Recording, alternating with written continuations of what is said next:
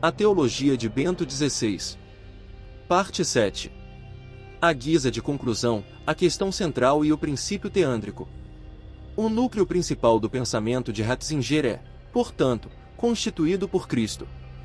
O cristocentrismo presente na teologia do século XX, em especial no Concílio Vaticano II, ocupa lugar determinante na teologia ratzingeriana.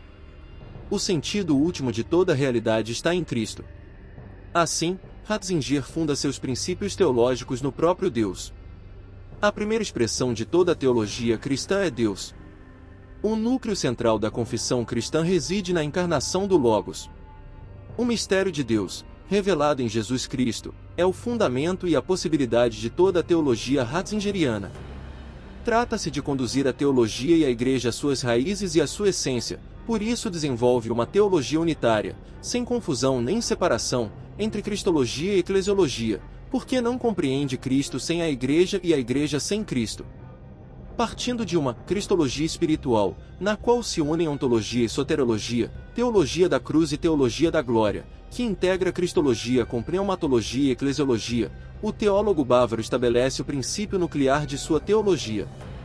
Superando todas as possíveis dicotomias entre o ser e a missão, na pessoa de Jesus Cristo, Ratzinger afirma que a história da salvação inclui tanto a teologia crucis, paixão e morte de Cristo, como a teologia gloriae derivada da doutrina da encarnação do Filho de Deus, por isso devem ser consideradas com uma visão ampla, profunda e capaz de integrar todos os mistérios de Cristo e a ele relacionados, principalmente a Igreja. Assim, não pode haver dicotomia entre Cristo e Igreja, bem como entre Cristo e o homem. A partir desta referência, Ratzinger compreende que a inteligência da fé não pode produzir uma teologia sem amor e sem relações, pois o Deus da fé, o Logos encarnado, é pessoal e relacional. De modo especial este ponto é salientado nos livros sobre Jesus, nos quais Ratzinger sempre de novo acena para o encontro pessoal e direto com Jesus. Deste modo fica claro que a fé não é um crer numa ideia ou uma teoria, mas o olhar concreto no rosto do Filho de Deus. A Igreja é a casa, o templo pneumático, o espaço para o encontro performativo com Cristo. Como consequência da centralidade da figura salvífica de Cristo, na qual se deve reafirmar seu caráter único de mediador na salvação, nasce a compreensão da sacramentalidade da Igreja. Ratzinger confere, portanto, singularidade e unicidade a Cristo como mediador e redentor e, à Igreja, sua identidade e missão vinculadas diretamente a Cristo. Nesse momento, compreende-se o íntimo vínculo entre as realidades Cristo e Igreja na liturgia. Para Ratzinger, a liturgia é o elo determinante entre Cristo e a Igreja e por isso ocupa um lugar central e prioritário em sua reflexão. A própria compreensão da Igreja deve nascer da liturgia, uma eclesiologia eucarística. Se Jesus Cristo se faz realmente presente na Eucaristia, esta se constitui na origem da Igreja. Esta será uma eclesia, uma reunião em torno da palavra e do corpo e sangue de Jesus Cristo. Por isso, Cristo e a celebração de seu ministério pascal devem ocupar de verdade o centro da vida da Igreja. Nesta compreensão de que a Eucaristia faz a Igreja, Ratzinger desenvolverá uma eclesiologia eucarística, salvífica e de comunhão, cujo papel do bispo é preeminente. Elementos que serão decisivos para a compreensão da colegialidade na eclesiologia ratzingeriana. A Escritura é uma das contínuas, necessárias e obrigatórias referências do pensamento de Joseph Ratzinger. Em perfeita continuidade com o que afirma também a Dei Verbum em seu número 21, é preciso, pois, que toda a pregação eclesiástica seja alimentada e regida pela Sagrada Escritura. Ratzinger reclama um primado da Escritura na vida da Igreja. Esta insistência está profundamente gravada na própria biografia do autor. Ele mesmo afirma em seu livro Minha Vida: para mim, a exegese continuou sendo sempre o centro do meu trabalho teológico. Formado na escola do método histórico-crítico, insiste na necessidade de um contexto hermenêutico enraizado na fé da Igreja, o qual colabore na compreensão dos textos bíblicos em sua totalidade, daí sua opção por uma exegese teológica. Partindo de uma exegese canônica, a leitura dos diversos textos da Bíblia no marco de sua totalidade, apresentada na obra Jesus de Nazaré. Ratzinger também fala de uma exegese teológica. Para ele é um desafio fundamental da exegese fazer-se teológica, isto é, dar centralidade a Cristo na interpretação da Bíblia bem como a categoria de cumprimento no ato de Cristo, deve se integrar em uma perspectiva propriamente teológica no sentido estrito da palavra. A produção teológica de Ratzinger sempre parte do dado bíblico, tendo presente a unidade de toda a Escritura e dele obtendo as categorias de sua reflexão teológica. O método de leitura do texto bíblico de Ratzinger propõe a unidade da Escritura, exegese canônica, e a necessidade de uma leitura teológica da Bíblia, exegese teológica. Não é um ponto de partida meramente formal, mas frontal. Trata-se, portanto, de uma exegese em Cristo na Igreja. Os pilares básicos na construção teológica de Ratzinger são as Escrituras em sua unidade, tomadas sem descontos, lidas cristologicamente, como os padres da Igreja. A leitura cristológica é, com efeito, uma das chaves da aproximação de Ratzinger aos textos bíblicos, leitura a partir do cumprimento em Cristo. Ao mesmo tempo, uma exegese teológica é para Joseph Ratzinger uma exegese na Igreja. O povo de Deus, a Igreja, é o sujeito vivo da Escritura. Nele, as palavras da Bíblia são sempre uma presença. Esta eclesialidade da exegese é um ponto decisivo para nosso teólogo.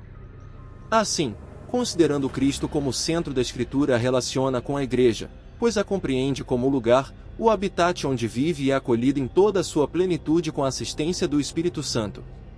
Para ele é essencial preservar a unidade entre Bíblia e Igreja, entre Palavra de Deus e povo de Deus, assim como entre exegese e teologia, palavra e dogma, Antigo e Novo Testamento, revelação e tradição. Para isso é salutar recorrer à leitura dos padres da Igreja e dos santos, considerados por ele como melhores intérpretes da Escritura.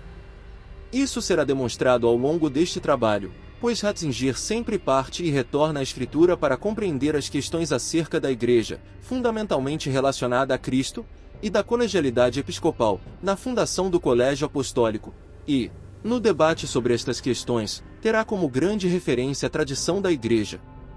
Como ficou demonstrada, apesar da brevidade da exposição, a Igreja constitui um elemento fulcral da sua reflexão teológica. Trata-se, logicamente, de um elemento concêntrico, em torno do grande núcleo que é Cristo, pois ele aborda-a na perspectiva dos padres da Igreja, para quem Cristo é o Sol enquanto a Igreja é a lua que reflete a luz do Sol. O fato decisivo é que a eclesiologia não pode ser recebida sem a cristologia, assim como a questão do ministério na Igreja, consequentemente da colegialidade, não pode ser tratada sem a eclesiologia teológica que parte da origem divina da realidade eclesial. Na exposição dos princípios fundamentais e norteadores da teologia de Ratzinger, um aspecto central, que se encontra no âmago do cristianismo, é a constatação da forma eclesial da fé, da verificação de que o lugar da fé é dentro da Igreja. Pensar a fé a partir da Igreja e pensar a Igreja a partir da fé, é o modo ratzingeriano de fazer teologia. Falar da crise da fé é falar da crise da Igreja. Fé e Igreja são duas grandezas mutuamente relacionadas e codependentes. A teologia ratzingeriana, portanto, é parte da Igreja e conduz à fé. O conhecimento científico não é a única motivação para a pesquisa em todos os setores teológicos, mas preparação fecunda do conhecimento teológico para a pregação e a pastoral. Com todos esses elementos apresentados, podemos concluir que a teologia de Ratzinger é eclesial e dá centralidade a Jesus Cristo. Assim, no pensamento ratzingeriano, a Igreja está inseparavelmente unida à pessoa de Jesus Cristo. O próprio Cristo serviu-se de sua mediação e, portanto, dos apóstolos, bispos e demais ministros que seguem essa mesma linha de continuidade. A apostolicidade da Igreja é uma das suas notas fundamentais e Ratzinger recorda continuamente desta dimensão fulcral para a questão da colegialidade. Entendendo esta estrutura mental da teologia de Ratzinger, da continuidade entre Jesus Cristo, a Igreja dos Apóstolos e a Igreja atual, podemos adentrar na reflexão histórica dos problemas eclesiológicos em questão. A Igreja se configura historicamente, agrega elementos de cada época, adquire marcas históricas e culturais, mas é chamada a purificar-se continuamente, repensar aquilo que efetivamente pertence ao dado da revelação, desígnio divino, e o que é mutável. Nosso próximo passo propõe compreender, em cada época, o modo como a Igreja se configurou e concretizou os elementos essenciais, na sua autocompreensão, natureza, e a configuração histórica do primado e episcopado, bem como demonstrar o estado atual da questão da colegialidade. Pela delimitação do trabalho não poderemos abordar todos os problemas sobre a Igreja e a colegialidade, mas matizar as questões que Ratzinger coloca como centrais.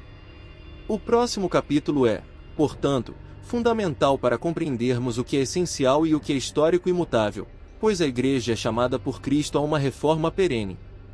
Como instituição humana e terrena, organicamente estruturada, a Igreja precisa sempre de renovação eclesial, conversão pastoral, para ser fiel a Jesus Cristo.